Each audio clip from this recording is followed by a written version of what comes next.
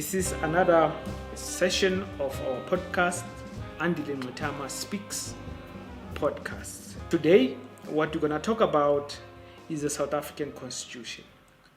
It is, as we know, the most loved constitution, praised by everyone. But after 28 years of South Africa's democracy, which is governed by this constitution, black people's conditions have not changed. So what is the nature of the South African Constitution and who created the South African Constitution? This is what we'll discuss in this episode. There remain, of course, the unanswered questions about the identity of the actual drafters of the Constitution. We know that Cyril Ramaphosa and Rolf Meyer were spending time fishing. And when they fished, we are told that that is the time that they were drafting the Constitution of South Africa. But we suspect that just like the Freedom Charter, the South African Constitution was written by a group of white experts whose names have not been made public. You can Google and check. We don't actually have the actual names of the people who were drafting clause by clause. So we've then been given this document which had the name of Nelson Mandela behind it. And of course we know that Thabo Mbeki, in that speech where the Constitution was finally adopted, he made that African speech, and everybody loved the whole euphoria around the South African Constitution. As we say, it is loved by many. It is put forward as one of the most advanced constitutions in the world, but it has not solved the problems of black people. So we must ask the question, who drafted the Constitution?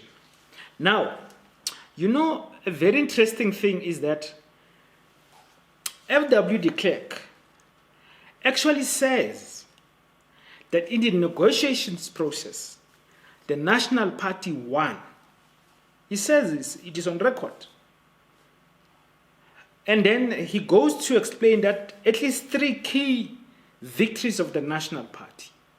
The first is the protection of the minorities. And we'll come back to this. That in South Africa, the minorities, which is white people, are protected by the Constitution. On the land question, he says that property has been protected. And Section 25 of the Constitution, of course, protects stolen land. It says that we can only get that land through buying it from those who stole it. And the third issue that de Klerk said they won on was on the nuclear power destruction. Imagine. So when black people and white people are negotiating, one of the things that, by the way, the ANC proposed almost voluntarily, but of course pushed by the National Party, was the destruction of the nuclear warheads that we had in South Africa. South Africa was a nuclear power with nuclear weapons. And then when a black government was anticipated to take over, the National Party negotiated that the ANC must destroy those nuclear powers. In other words, black people cannot be trusted with nuclear power. And Nelson Mandela was again highly praised by the world for this self-emasculation. Because would they have one black government which has nuclear power? And we know that nuclear power is your best weapon in this world. That is why North Korea cannot be touched, because it has nuclear power. Zimbabwe was destroyed when they took their land back because they are not a nuclear power. They can, with all of us who don't have nuclear possibility, they can play with us. Look at Russia. Russia today is against the whole West, but the West can't touch it because Russia has nuclear power. Now, de Klerk says we won on these three things: property, in other words, stolen land, is protected. minority rights are protected. And we also made sure that black people do not lay their hands on nuclear power. That's what de Klerk says, and he is correct to claim that there was victory for the White Project in 1994.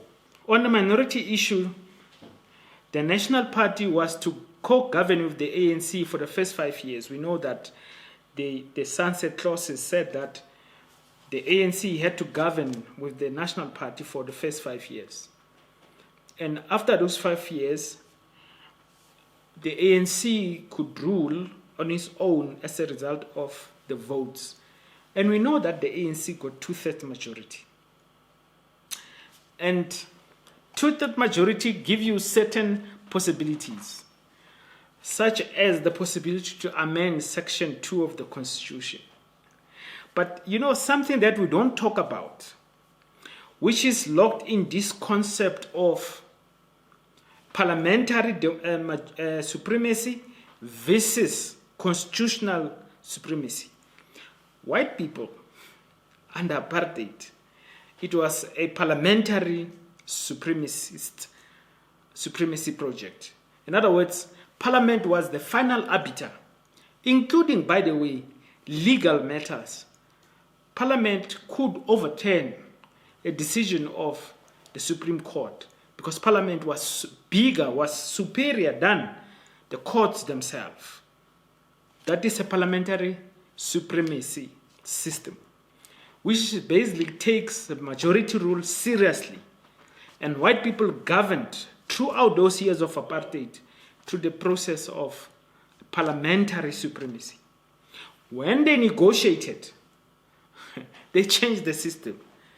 They made it the judicial supremacy, where 11 unelected men, mostly, sit in the Constitutional Court and have a final say on all matters that comes before them, most of constitutional matters. They are the protectors. The 11 men are the protectors of this constitution, which is drafted to sustain white power, which is drafted in such a way that it excludes the black majority. So that's what happened. In negotiations, white people gave us the judicial supremacy, which means that Parliament is irrelevant, in fact. Parliament cannot make laws which the Constitutional Court do not think are constitutionally sound. So you must make laws which are within the prescripts of the Constitution, which Constitution is designed to sustain white power. That explains something that a lot of people, for instance, would say BLF should not try to be a political revolutionary movement. It must become an NGO, civil rights movement such as Afriforum. What people don't understand is that Afriforum operates within the power of the law, which is sustained by the same constitution, which is essentially anti-black. So politically they are covered, and that is why they are able to do these things that they are doing. We as black people do not have a pro-black constitution. This is the real challenge that we face as people in this country. As we say, 1994, white people changed the system from a parliamentary supremacy to a constitutional supremacy governed by the Constitution through constitutional principles which are negotiated to make sure that white power is sustained. So we today are ruled by 11 unelected people in the Constitutional Court. And we know today that the president of that court is the man that hates Zuma the most, that Judge Zondo, who has been given that job to sustain the project. of white power. That's why the Constitutional Court, for instance, had accepted a very shocking decision to conceal the donors that gave money to Cyril Ramaphosa. Why would the Constitutional Court do that? It is because it is governed by the constitutional principles that protects white power. So there you are. We are away from a parliamentary supremacy to a constitutional supremacist arrangement. A constitution not written by us, constitutional principles not designed to serve our interest. And then we wonder why black people are in this situation. Of course, they say two-thirds majority to amend Section 2, where the property clause lies. When we do that, we might still be confronted with the question of Section 1 of the Constitution, which needs 75% of the votes in the National Assembly. To change the Constitution fundamentally, you'll have to go to Section 1 of the Constitution. And to change that, you need 75% majority. So you see, these guys were very clever when they drafted the Constitution. They made sure that they lock us in to a process which hobbles our desires for liberation. As we say, the Boere won, including the right to self-determination. Do people know, by the way, that racist Orania is constitutionally protected? Racist Orania. Orania is very clear that no black people are allowed. You must be Afrikaner, speak Afrikaans, and you will then be accepted. We can't take those white racists to court to demand that Orania stops being a racist enclave. It is protected by the Constitution. You see, what happened is towards the end of negotiations, few days before the elections, Section 235 was inserted in the Constitution. And it was negotiated by Thabo Mbeki with the then right-wingers organization supported by the Homeland Group of Inkatha Freedom Party. But really, the Thabo Mbeki went and cut a deal with the right-wingers, who at the time were saying that they're not going to participate in the elections unless their right to self-determination is protected by the Constitution. And this is a late inclusion in the Constitution as a result of an agreement between Thabo Mbeki and these right-wing groups. And it is there reflected as under the heading self-determination, Section 235. It reads, the right of South African people as a whole to self-determination as manifested in this Constitution does not preclude within the framework of this right a recognition of the notion of the right of self-determination of any community sharing a common cultural and language heritage within a territorial entity in the Republic or in any other way determined by national legislation. There you have it. The right to self-determination. Eie land, eie volk, as the white right wing says, is being catered for in the South African Constitution. And then you say, this is your constitution as black people. No, this constitution is designed, crafted to serve the interests of the settler minority. They can and they have created racist enclaves. Within, of course, South Africa, a whole nation is already racist. But they can still, as you might know, that the Western Cape is moving for self-determination. those white people in the Western Cape don't want black people. They want their own country where they'll make their own laws, and they will make sure that we come there with passports and passes. And they are within the constitutional rights to do so in terms of the South African Constitution. So our claim that the South African Constitution is anti-black is borne out by the text itself. Section 235 gives the Afrikaners the right to create Orania. Can you imagine? We are fighting to end apartheid, but this constitution protects apartheid. And then we wonder, why is it that black people are in the situation they find themselves? The constitution makes the law anti-black, giving force to the truth that in all societies, the dominant ideas are the ideas of the ruling class. The state is nothing but the executive committee of the ruling class. So the constitution itself, it renders, as we say, parliament irrelevant. And then the constitution becomes the supreme law of the land.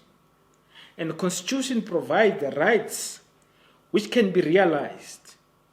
And part of those rights is this right to white self-determination and the denial of black people's right to land. This is the big contrast you must think about. White people have a right to land. Already the land they stole from us is protected. Black people, on the other hand, have no right to land. If we want to get land, we must go through the process of willing buyer, willing seller, as you know, where we must buy back land which was stolen from us. And since 1994, the ANC has bought back about 8% of the land.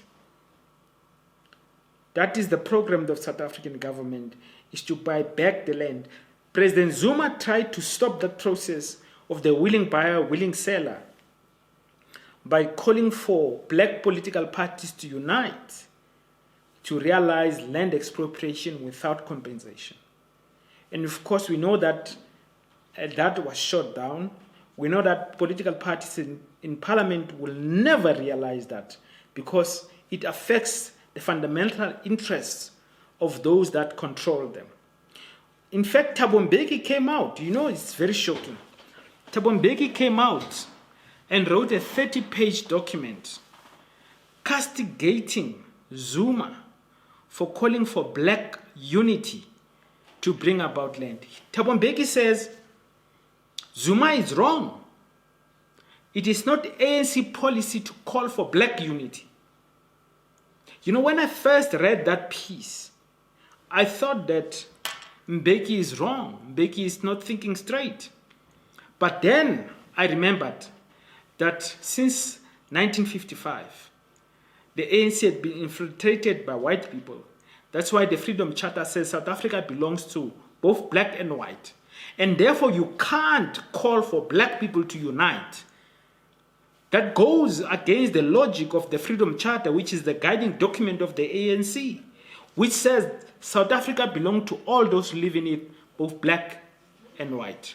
So white people have equal claim to land to black people. Despite the fact that they have stolen this land, the Freedom Charter gives them a right to hold onto it. So when Zuma said black political parties must unite to bring about land expropriation without compensation, that offends the logic of the Freedom Charter. And Mbeki came out to defend the Freedom Charter and claimed that Zuma was being anti-ANC by calling upon black people to unite. He was supported by the COPE leader, Musiwa Lekota, who came out and he said, whose people? You know, we said, when Zuma said, we must unite black people to bring about land redistribution. He said, who's our people? So Zuma was wrong to call for black unity, because the constitution, as it stands, it is anti-black, does not allow for anything black. You know, our movement, Black First, Land First, was banned. And we're not the first black formation to be banned in terms of the constitution. The Freedom Front Plus is there. It is allowed. It is racist, the right-wing group of clear land thieves.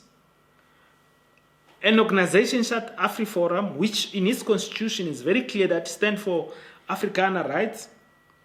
But when we said we are blacks only, the IEC, the Electoral Commission, took us, we were taken to court and were declared unconstitutional. Now, that is not only the first black organization. There was the Forum for Black Journalists, which was taken to the South African Human Rights Commission by a group of white racist journalists who wanted to barge into a meeting of this blacks-only Forum for Black Journalists. These white racist, arrogant journalists were told they can't come into that meeting. They took the Forum for Black Journalists to the Human Rights Commission, and the Human Rights Commission found that the Forum for Black Journalists cannot be a blacks-only organization that offends the constitutional, if you like, principles of this country. So in South Africa, you can have Orania, a whites-only enclave, protected by the constitution. But you can't have a blacks-only movement that fights for the liberation of black people who have been oppressed for so long. There is no other way to describe the South African constitution other than it's an anti-black constitution. And we must go back to the original question, the drafters of this constitution. Of course, black people did in 1996 adopt it in that parliament of theirs. So we legitimized a document that put shackles on our feet and hands to fight for our liberation. We are not going to get freedom as black people so long as this constitution is still there. But we have one great gift, the gift of numbers. We can use our numerical superiority to change all that, in fact. But that will require that the black political leaders adopt a different attitude and a different perspective and a different consciousness from the current dominant thinking, which is a thinking which is really about not thinking seriously about the black project. That is why it's so easy for black political parties to give political power to white racist organizations such as the DA. I mean, we're fighting the ANC because the ANC is failing us precisely because the ANC is serving white interests. How are we thinking? How is it logical that in our fight with the ANC, we give power to white parties, the parties that represent this exactly the fundamental question that must be still dealt with? So the white system is very clever. It is an inbuilt mechanism to protect itself, where instead of us uniting against the white bloc, we're fighting amongst ourselves in terms of differences which are being thrown at us. We're fighting each other for corruption and all that goes with that. We're fighting for each other again, as we say, for jobs. The white establishment, on the other hand, is intact, and white power perpetuates itself. We are not going to get liberation in South Africa until we bring about a black constitution, a pro-black constitution, which will state, amongst others, that the land belongs to black people. South Africa is a country that belongs to black people. The land was stolen. That must be the first line of constitution. South Africa belongs to black people. South Africa's land has been stolen from black people by white people. And for liberation to be real, land must be returned to its rightful owners. We have to go as basic, as straightforward, like that. Just like they did in Haiti in 1804. When they wrote the constitution, they made it very clear that Haiti was a black republic. In South Africa, you know, it is strange that the Russians in the 1920s already were talking about the Black Republic thesis in terms of South Africa. The Communist Party, as we know, is a white project. In fact, part of the reason why the ANC, which as we know, when it was formed for land question. It was formed and named the Native Congress. It excluded white people. It was infiltrated by these communists who are white liberals who have infiltrated the liberation movement to undermine the project of the return of the land. They have succeeded. But we know that, when they went to in Russia in 1928, they were told, these white people, that South Africa belonged to black people. And they were told that they must come back home and push the thesis of the Black Republic. The Black Republic. But they didn't do so. And that is why Stalin chased them out. This is why they were kicked out by Moscow. Because they were so beholden to maintaining white power. 28 years after democracy, black people are still at the bottom of the South African society. And this constitution, which is praised by all, makes sure that it sustains the oppression and exclusion of black people. We have to understand the political process that led us to here, and we have to understand the obstacles to our liberation which are articulated inside that constitution. And we have to remember, in South Africa today, we have a constitutional supremacy versus the parliamentary supremacy which white people had articulated to make sure that they can push the white agenda. We are denied the right that comes with the vote to change our lives. We have to change the system that governs the power of the vote, and that is defined in the Constitution. Until we do so, our votes means nothing. So, there you are. Let's fight for a black republic, a pro-black constitution, through black unity, to defeat the white agenda, which is so entrenched in the South African Constitution today. Zwelethwa.